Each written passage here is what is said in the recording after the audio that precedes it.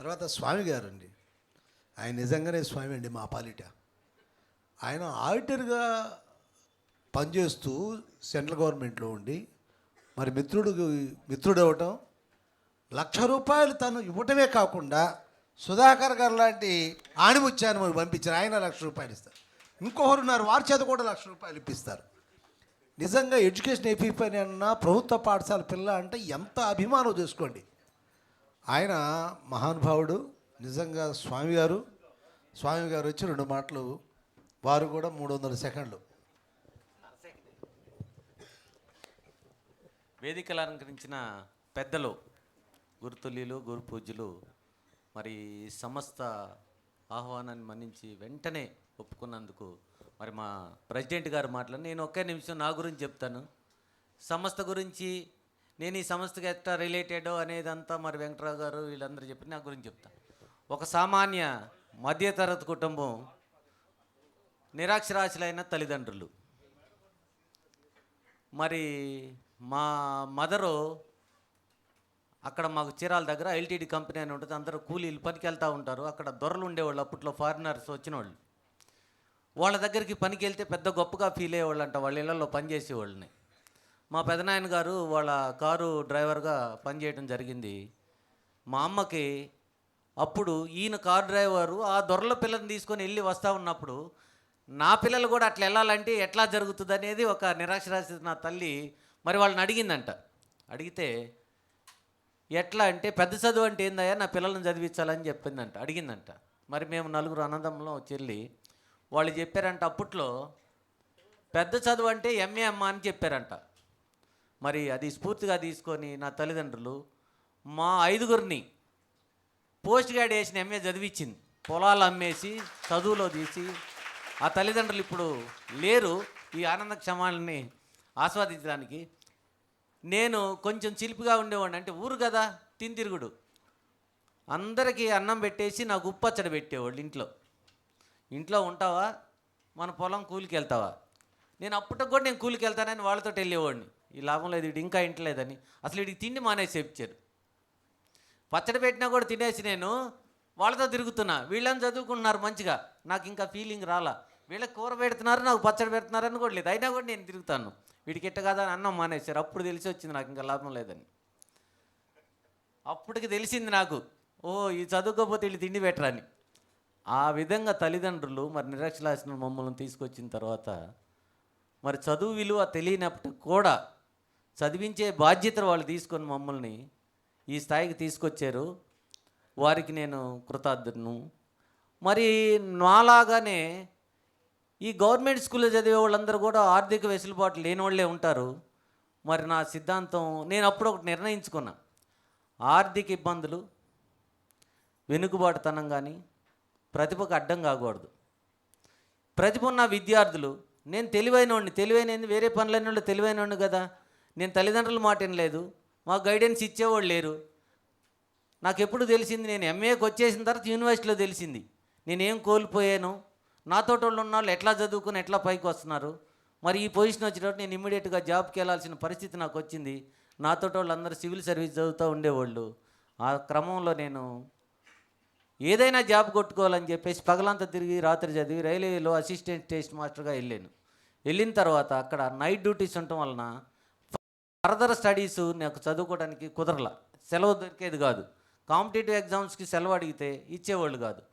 ఆ ఉద్యోగం మానేసి మరలా 6 నెలలు కష్టపడి స్టాఫ్ సెలక్షన్ కమిషను మళ్ళీ ఎగ్జామ్ రాసి, ఎక్కడైతే నాకు ఫ్రీ టైం దొరుకుతుందని ఆలోచన చేసినప్పుడు డిఫెన్స్ అకౌంట్స్ అసలు థర్డ్ పార్టీ ఇన్వాల్వ్మెంట్ ఉండదు, ప్రశాంతంగా ఉంటుందని ఎవరు తెలిసిన వాళ్ళ దగ్గర తెలిస్తే అప్పుడు దాంట్లో జాయిన్ అయిపోయి నా బాధ్యత ఏంటి అని నేను ఆలోచన చేసి, ఏంటంటే ఫస్ట్ నన్ను నేను సంస్కరించుకోవాలి, నా కుటుంబాన్ని సంస్కరించాలి, తర్వాత నా అన్నదమ్ములను సంస్కరించాలి, తర్వాత నా సామాజిక బాధ్యత ఏందన్నప్పుడు ఆ విధంగా మరి నాకు 2 కుమారులు, వారిద్దరిని కూడా ఎంఎస్ యుఎస్లో చదివించి వాళ్ళు ఒక 10 మందికి దేశ విదేశాల్లో సహాయం చేసి ఆర్థిక స్థితిలోకి వాళ్ళని తీసుకురాగలిగే. ఫస్ట్ నా కుటుంబం బాగుపడింది.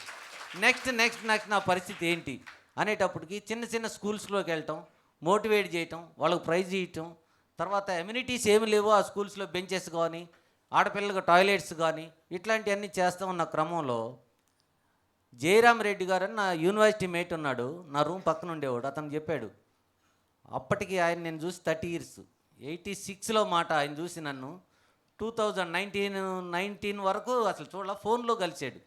అయ్యా నువ్వు ఆడేడ చేయటం కాదు, నీ అన్నీ చూస్తున్నాను వీడియోలు ఫోటోలు, ఇట్లా కాదు, ఎడ్యుకేషనల్ ఎఫ్ అనే ఒక సంస్థ ఉంది, అది మన ఆంధ్రప్రదేశ్లో పేదరికం చాలా పనిచేస్తుంది, నీలాంటి వాళ్ళు అక్కడ ఉండటం కాదు, నువ్వు మాకు దీంట్లో జాయిన్ అవ్వాలి అన్నప్పుడు, మరి వెంకట్రావు గారితో మాట్లాడించినప్పుడు వారి యొక్క నిబద్ధత, పట్టువదలని విక్రమాడి యొక్క తత్వం నాకు నచ్చి, నేను ఈ సంస్థకి కాదు నా ద్వారా ఇంకా 10 మందిని తీసుకొచ్చి దీన్ని నేను బ్రతుకున్నంతకాలం ముందుకు తీసుకోవాలని నిర్ణయించుకున్న ఆ రోజున.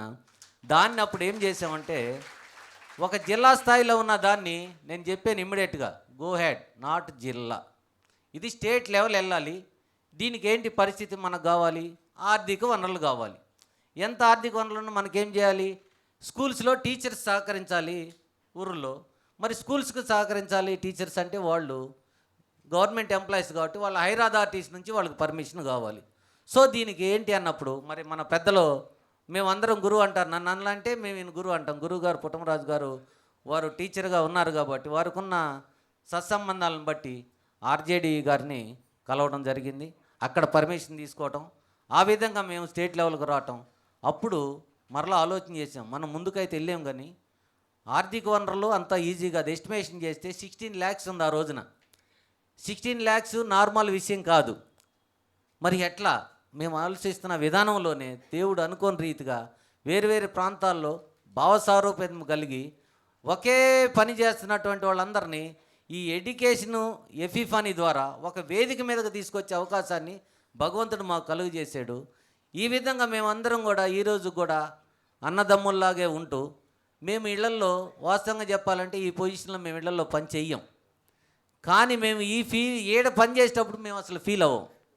అసలు ఎట్లా ఉందంటే మా సొంత ఇంట్లోనే అన్నదమ్ముల విషయంలా ఉంటారు. ఈ రోజున మేము ఎంత దూరాల నుంచి వచ్చామో మీకు తెలియదు. మేము వయోవృద్ధులు మేమిద్దరం అయినా కూడా అమెరికా నుంచి మీకోసం ఒక వ్యక్తి వచ్చాడు అంటే మీరు ఆలోచన చేయండి, వ్యయ ప్రయాసలు, టైము. ఇప్పుడున్న పరిస్థితుల్లో అమెరికా నుంచి ఒక మనిషి ఇక్కడికి రాగలడా మీ అందరికీ తెలిసి ఇప్పుడున్న పరిస్థితులు, కానీ రావాలి. మరి బెంగళూరు నుంచి నిన్న ఆయన టైం లేకపోతే కారు తీసుకొని ఉదయానికి వచ్చాడు ఒక మిత్రుడు. మరి నిన్న తిరుపతిలో దర్శనానికి వెళ్ళిన ఒక వ్యక్తి ఫ్యామిలీ పిల్లల్ని మరలా రిటర్న్ పంపి రాత్రి ప్రయాణం చేసి వచ్చాడు ఒక వ్యక్తి. గౌహతిలో ఉన్న ఒక మిత్రుడు, నేను ఈసారి ఎట్లన్నా రావాలి అంటే ఎట్లా వద్దు అంటే మన అదృష్టానికి ఆయనకు హైదరాబాదే ట్రాన్స్ఫర్ అయ్యింది. ఆయన గ్యారిసన్ ఇంజనీర్లో పనిచేస్తున్నాడు, యాజ్ ఇంజనీర్గా, మిలిటరీ ఇంజనీర్ ఆయన. మరి ఆ మిత్రుడు రావడం జరిగింది.